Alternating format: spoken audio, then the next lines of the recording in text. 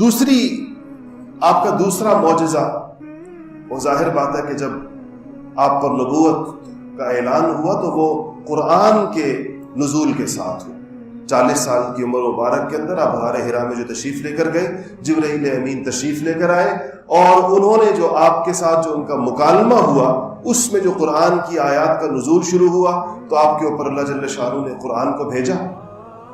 یہ قرآن پاک آپ صلی اللہ علیہ وسلم کا وہ دائمی معجزہ ہے جس میں اتنا کچھ شامل ہے، اور آپ کے بہت سارے معجزات اس میں داخل ہو جاتے ہیں، جس کی بنیاد پر بعض علماء کی رائے یہ ہے کہ آپ صلی اللہ علیہ وسلم کا ایک ہی معجزہ تھا اور وہ قرآن پاک تھا۔ یہ دونوں آراء موجود ہیں۔ بعض حضرات کہتے ہیں 1000 معجزے تھے، 1200 معجزے تھے، 3000 معجزے تھے، مختلف اقوال ہیں علماء کے،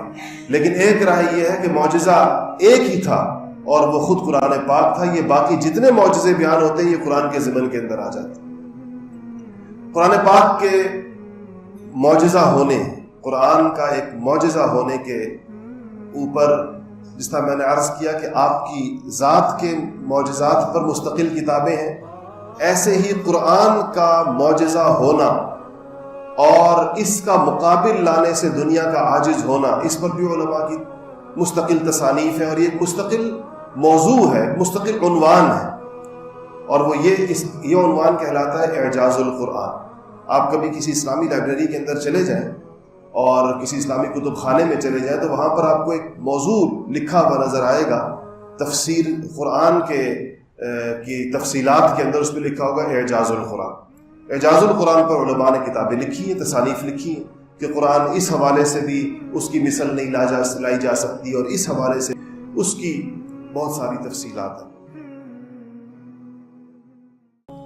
جمال الوجود بذكر الإله وتصفو الحياة بنور هداه، جمال الوجود بذكر الإله وتصفو الحياة بنور هداه، وتطلب نفس له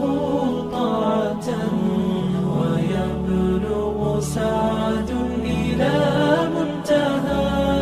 فؤاد شغوف إلى ربه أحب رضاه أحب لقاه، يظل يجيء إلى ربوة قرار